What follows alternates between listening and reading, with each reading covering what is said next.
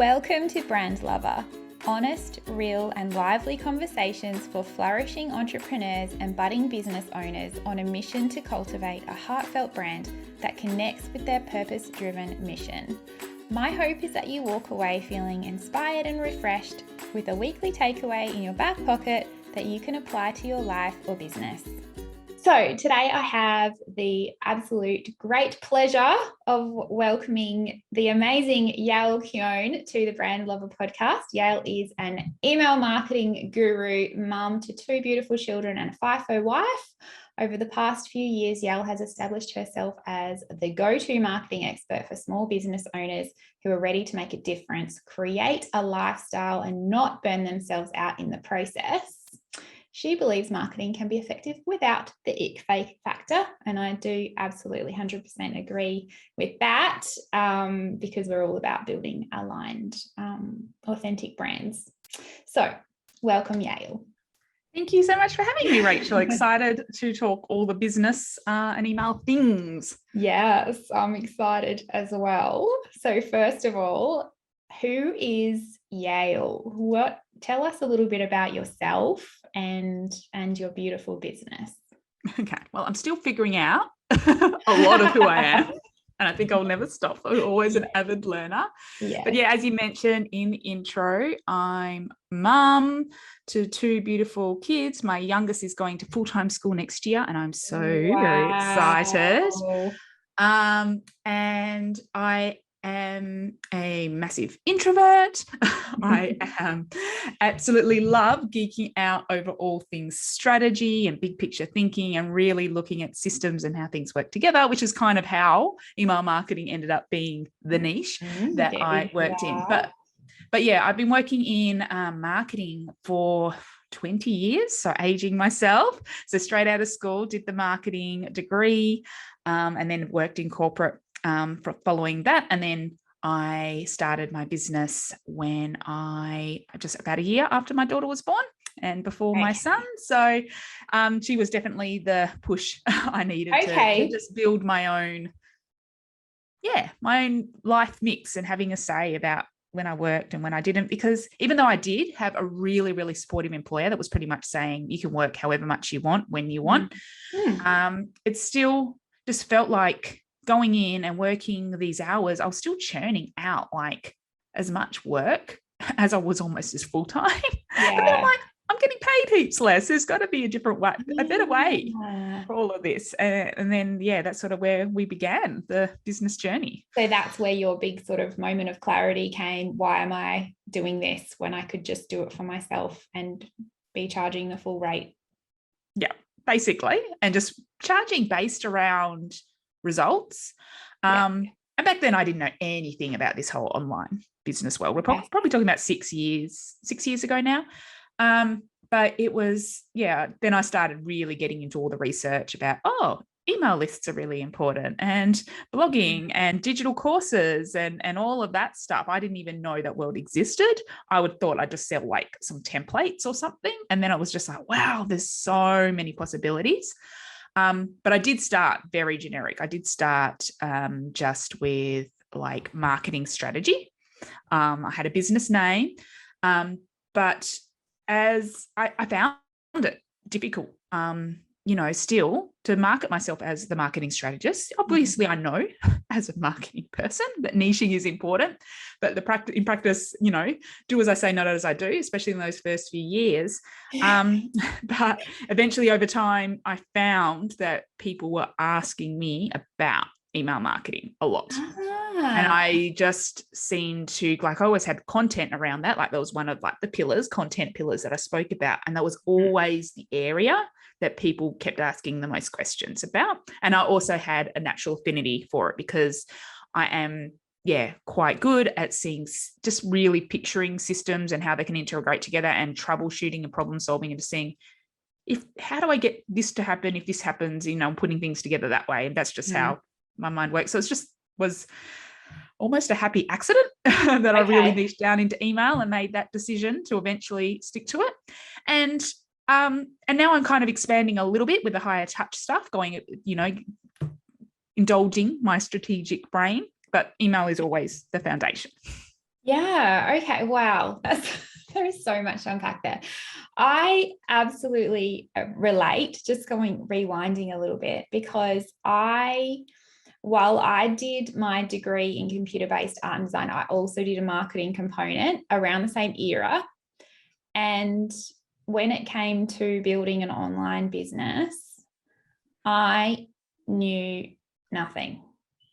It's not taught in universities. Well, it wasn't back then. Facebook didn't exist when I was in uni. I was submitting assignments on floppy disk. There was no, yeah. And social media was just, I mean, I had a freelance graphic design business back in the day, like in my early 20s. And the first thing that I did was make an ad in the Yellow Pages. Mm-hmm. Yeah. And there was like, I might have had a Facebook account when they first opened, but it was more just for, it's a public holiday today, so I won't be in my emails. Do you know, it wasn't used as a marketing tool to get more eyeballs. So yeah, I find that so fascinating, and yeah, even today, like I have spoken to a couple of people who have done marketing degrees in more recent times, and even then it's very little that they teach about the online business world. Like obviously there is actually stuff about social media and websites, etc. But it doesn't really explain how everything works. It's still just often the principles, which are important, but target market, how to create a marketing plan, offers, delivery, because marketing is not just promotions. There's a whole lot of things to go along with it, but it is still very much the principles and not so much the practical, from what I understand. There might be some good ones out there, but we seem to have to figure this out a little bit on our own, and using the benefit of great programs like yours and different programs out there to understand this. So if you, I guess, for anyone who's not raised, has not grown up with a business background or a marketing background, you don't need to feel too far behind, definitely, when it comes to some of these things. No, there's certainly support available, but I guess it all also comes down to you just don't even know what you don't know. You don't know what to ask. And yes, it can be very overwhelming. And so, oh my gosh, there's just so much that you talked about that I want to expand on. So I mean, and I can also relate to the whole knowing that you need to niche, but it's almost a fear, isn't it? I talk to a lot of small business owners, and like, if we can just sort of expand on that idea of when you're so new that you are wanting to get your name out there, and you're wanting to work with clients, just for example, if you're a service-based business, because that's what we both are.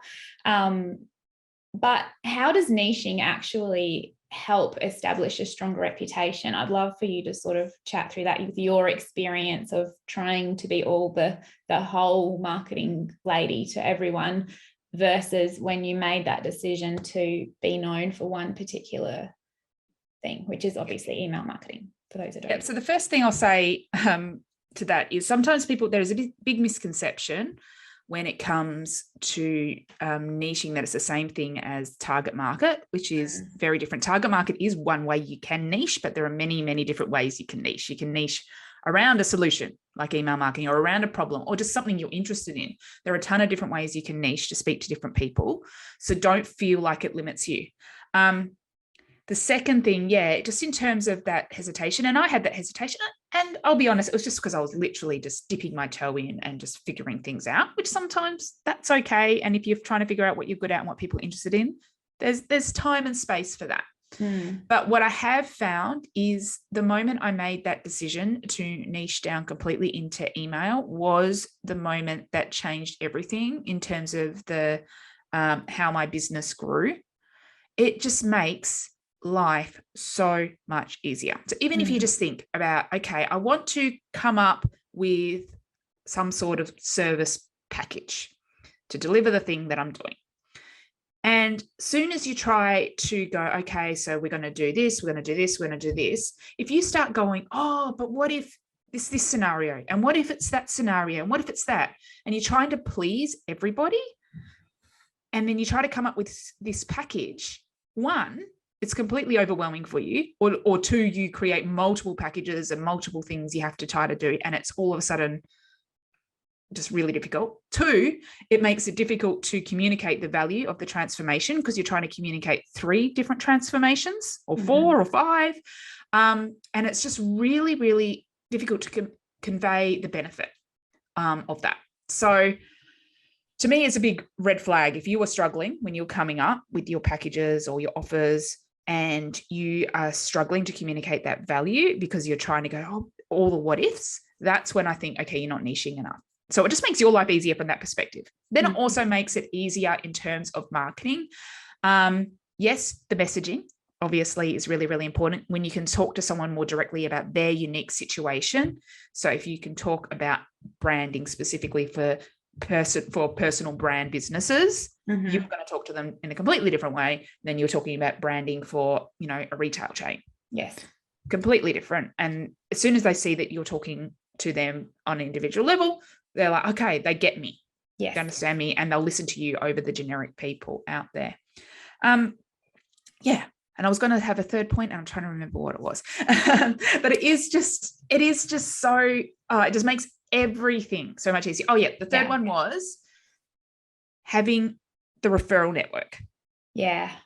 Because it is an amazingly powerful tool as soon as you're working with people. So as a general marketing strategist, my network is a lot of marketing strategists or people who specialize in different areas of marketing. They could go, oh yeah, Yael knows her marketing strategy. You can go to her. But there's a lot of marketing strategists out there, and it still doesn't even completely talk about what I do. But people are going, oh, you need help with email marketing? Yael can help you. Or Rachel wants someone to come on the podcast to talk about email marketing. They think of me. And it just means that you can get in front of more audiences easier just because your network of people know you as that person as well. Absolutely. I think that's really valuable. 100%. And can I add one? Yes. There's probably 20,000. So much easier to streamline your processes. When you can deliver the same, if you really truly understand how you are helping that one specific person with this specific thing, product, whatever it is, transformation, A to B, that type thing, it's so much easier to hone in on that and repeat that and make that process and refine that process and be known for that as well. It makes your life easier. It saves time. And it only just increases that incredible reputation. So thanks for letting me get in on the I just felt like I wanted to add that.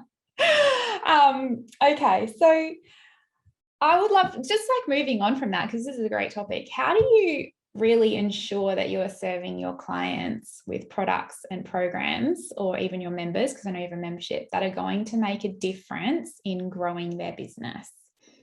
How do you know what you're creating is going to be transformative for them? That's deep. Pretty deep. Because you can create a lot. And I admit I am someone who gets a lot of ideas and I create a lot of things for my members and different stuff. But I always, and especially as I'm developing higher end programs and working with that, I always am coming back to asking that question about, okay, well, how can we actually get the quickest result? Because to me, and in terms of my priorities and my values, like some of my highest values are freedom and space and choice about what we're doing, when we're doing it. And if there's an easier way to do something or a quicker way to do something, that's what I want to present and help people with, rather than going, I do want to give them options too, saying, okay, you don't have to follow this exact structure, because I don't believe there is a one size fits all for everyone. But I also want to just be like, okay, it doesn't have to be so hard. There is a quicker way of doing it. And that's why I have a membership as well, because it gives me the platform to be able to provide that advice to a lot more people, and give people the tools to at least make that start with email marketing and see the potential and see the power, and start opening their eyes to an easier way of doing things. So I mean, I know that a lot of people get caught up in adding and thinking that they have to add lots of different things to programs or that sort of thing to be able to feel like they're communicating value. But I love how you expressed it, is to really just, when it all boils down to how can I make this person's life easier? Do they need to know all of those things that we feel like we have to, you know? I love that. Yeah. And I'm always adding content, but a lot of it is now focused, apart from when I'm updating things and whatever, a lot of it is focused on more the implementation and the shortcuts and like how to come up with ideas or scripts and stuff they can steal. And obviously, of course, coaching and answering questions, because there's always an abundance of that, you know, how do I apply this to me? So the majority of the time now, it is just how can I help them implement? Yeah. Yeah, I love it. Okay, so next question is more specifically, I guess, more about email marketing for our audience. Why is email so integral to developing your brand? Because I know that it's something that a lot of small business owners, especially, I guess, in the first few years, think, oh yeah, I'll get to that one day. They hear that it's important. They don't quite understand how it works though. So tell me how that works to really develop the brand. Yeah, well, to me, email marketing, it's not at the top of your sales funnel. And a lot of people make the mistake of thinking, okay, it's just like another promotional tool. But so you think, okay, at the top of your sales funnel, you might have social media, you might have the advertising, and different things, different ways that you can get in front of more people. Yes. Email marketing is the next step. So email marketing is your opportunity to go deeper, to connect more, to nurture your audience, for them to get to know you, and provide that way of just that communication line with them. Plus, it has the bonus of having in automations and personalizations and customized experiences based around what you learn about your audience member and what actions they're taking and different stuff. So even if you were just using it bare bones basics of every week sending out, you know, an email to your list, that provides a connection point that people aren't getting anywhere else. Yes, they might happen across a post you put on social media with the same content, but you're relying on algorithms. With email, you are not. It is in chronological order. They can choose whether to read it or not. People go, oh, but email marketing, I get so many emails, I don't want to add to the noise. Well, I tell you, you're getting a ton less emails than you are seeing in social media posts get added to your feed every single day. Yes. And so I guess a big mistake I'm seeing as well when it comes to emails, people think it needs to be this big polished professional newsletter thing, and think it has to be like this professional correspondence, but it's actually a conversational medium. It is literally just having a chat to people. So it is just this, it's that next step in a relationship, really. Yeah. And I like that. I like how you've put that, because it's also just coming from that formal marketing mentality that everything that you put out there has to be polished and professional. Whereas these days, people really want to know the person behind the brand and their motivators, and really subscribe to the brand's values and their personality and all that sort of stuff, to create like a sense of belonging. And I think email is just another opportunity to do that, to cultivate that relationship. It's like dating. And it's a little bit safer too. Because obviously if something goes on social media, it's there for the whole world to see. And sometimes there's some things you don't want to talk about on there or go deeper about, or you might kind of have a bit of worry around it or whatever, like some vulnerabilities. Like I know there's some people that just will share anything, but with your email list, then at least you know, okay, it's only the people who have subscribed, who have put their hand up and say they're interested in hearing what you have to say or what you want to share. Yeah. So it's a safer audience as well to start to go deeper with. Yeah. So that sort of warmer, safe space. So are you able to share some email strategies with us that do help to nurture that connection with the audience, like some examples of content or even automations and that sort of thing that you can share that might be helpful?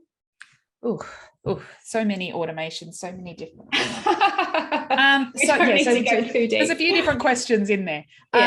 So in terms of content, we'll probably address that first. Okay. People again have this thing like that to enter someone's inbox, you have to like your email has to be worthy of it or something. And they try to overcompensate with having the most amazing epic emails in the world, or think they have to write like blog size stuff as their emails. And that is definitely not the case. People I'll just think about why someone's signed up to your list and what, value you can provide, and, what's a quick win for them. And a lot of people don't have time to read really long emails, but they'll have a quick tip any day. So thinking about not only some of that media content, but also just some like behind the scenes stuff of what's going on, maybe some motivational content, sharing some stories from your life or customers' lives, giving some insider like knowledge from your industry, what trends are happening, what this software release means, those things, and also opportunities to have it, share some opinions and rants on things going on in the industry. And it's just, there's just so many different things you can share to embrace your personality and really help your audience make an informed decision. So that's in terms of the content. In terms of that customer experience, one thing that I think email does better than anything else is providing a great pathway for your subscribers to go on. So as soon as someone joins your email list, you have this opportunity to meet them where they are at right now and give them the most important stuff. So typically we'll have something like a welcome sequence. So they've signed up, and then over the course of a week or 2 weeks, you set 5 emails which help to, introduce them to you as a business. Again, meet them where they're at and say, provide that connection point over their challenges, say that you get it, you understand, and that there is a better way, or there is something we can do about it. And obviously introduce them, give them the opportunity to enter into your world or buy your first thing or whatever it is. And that's the first stage. But then there's also this beautiful opportunity after that. You can choose just to put them into your general newsletter list and everyone gets everything, whatever you're updating now.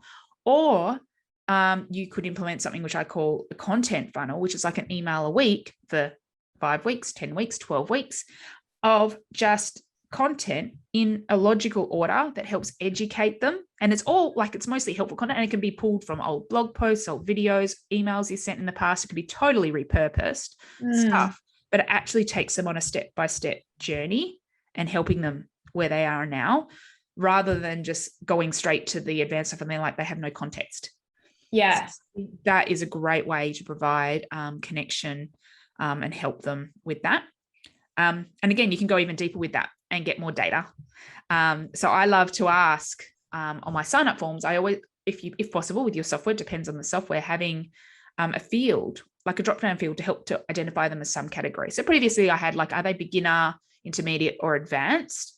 Yeah. So I knew that what type of content to send them through straight away. Now I found actually a lot of them kind of after a period of time kind of fit into more the beginner category. So I changed the question. Are you an e-commerce, digital products, service-based business? And based on that, some of the emails within the sequence are different and tailored just for them. Yeah. So I can talk to people in different ways depending on how they identify themselves. So there's so many ways that you can go deeper with people that you cannot do in other channels. And finally, asking people to interact. That's probably the most important thing, especially for deliverability, but asking questions, like specific questions, not just at the end of an email. So what do you think? But actually say, okay, so these are my tips for this. What's your biggest tip? Or what's the thing you're going to implement today? Yeah. And asking questions and providing opportunities for a two-way conversation. Yeah. And having them reply, which is like gold dust when it comes to deliverability. But then you can actually start a conversation with your people beyond just like a public comment. You can go deeper. You can talk about their specific challenges. Yeah. And yeah, it's just, there's so many different ways you can find that connection with email that it's not just like, yeah. I think it's so beautiful that you can take people on a customized journey that feels exactly what they need and what they want to hear and need to hear from you, that you can automate. So automation sounds a bit gross, doesn't it? But it doesn't have to feel gross if you customize the journey. It's customized. But again, this comes back to the niching conversation. You know, if you're not niched enough, there is no way you could do that. Yeah. Because you're just going to be generic in all of those things. So you do need to have a niche. And then, yes, maybe if you can come up with like 3 subcategories of people, then that's too much. But all of a sudden, if you've got 10 subcategories or so, then it's just like, it's too much. It'll like, in the automation. Yeah. But also on that automation point is, yes, a lot of things are automated, but we've got to remember that marketing as a whole is generally, you know, en masse. And after that, then if you think about, you know, corporate structures, you've got marketing and then you've got sales, which is more starting the one-on-one. Now, often as born business owners, we wear both the hats, so it's hard to delineate where they are. So email still fits in that marketing category, but it can filter down to lead generation and knowing who are the people that are best to contact. So yes, it's got some of those sales automations, but just like, okay, this person's replied, so I can have a conversation with them. All of a sudden now they're more than just a subscriber, they are a lead. Yes. Or if you are in launch or something and you can see who's clicking the links to my sales page, who's doing that stuff. And then it might mean, okay, I'll go over and send them a DM on Instagram and just start a chat. Yes. So yes, it's mass marketing, but it's what it's helping you do is identify where you should be spending your personalized one-on-one sales efforts. I love that. That's so insightful, Yael. I love that so much. It can open up so much scope. So thank you. Thank you so much. I think that, there's going to be lots of ideas sparking around for our listeners, but I would love to know on a more personal level, what's next for you? What's next for Yael? I'm figuring it out. We are in a real, it's sort of, I feel on the edge of some sort of a leap or something. So we finished, so I have my email experience membership, which is amazing, and will continue for as long as I can imagine, which is amazing. But I am definitely investing more in having high ticket group programs. So I do have a higher level 12-month program for next year, which I am so excited to deliver. It's called Free to Thrive, and it is all about that idea of building a business where you can say when you're working, when you're not working, that you can do it in less than 20 hours a week. So how you can position your offers, how to price them, how to, get the most out of your time, how to market efficiently, how to sell efficiently, all of those things, still with, this positive, upbeat vibe. So I'm so excited to really coach a number of people through that. And the reason it's sort of quantum leaping a little bit as well is, yes, you mentioned in intro, I have a FIFO hubby, but he came home a couple of weeks ago and was like, I'm done for a little while. So I don't know. I don't know where that's going to go. He might go back in a few months, or it's sort of like this opportunity. It's sort of this challenge. I'm excited for the challenge. Now trying to up level my income to actually be the primary breadwinner, which is totally scary but exciting. And it's just like, one day at a time. Just see what happens. Luckily we're in a position we're not under like intense pressure, but it's just exciting. Another whole changes. Chapter. Some seasons are changing. You can, you were sort of, I don't know, your face is just really, you just look really happy. So I'm glad to hear that news. It's even though it's like a scary, it's just scary. And I guess to be, it's almost to have that safety net ripped out from under you, and just to see what happens. How freeing. It's exciting. So I don't know what's going to happen again. And this is the life, I'm used to things changing like pretty much on like a quarterly basis in terms of, even on a micro life level, like what activities the kids are booked in that month, Yeah. and when's school holidays or what events are happening, and obviously lockdowns and all of that stuff well, and who knows, there's all these layers, so things are constantly changing. And having a business where you can pivot and roll with what's going on is just like the best. So, and that's what I'm trying to help people create through by email marketing or through this new stuff. And it just takes away so much of the stress, and you don't have to feel like you have to be so much in control, because you can adapt to whatever things are thrown at you, which is really cool. What a thrill. Yeah. Well, where can we find you? If people are listening and they don't know you, where will they come and have a chat? Yep. So I am at Yael Keown on everything, YAELKEON. So it's easy to find me. And the website's yaelkeown.com. So come find me there, sign up to my list. I was going to say, sign up to Yael's email list.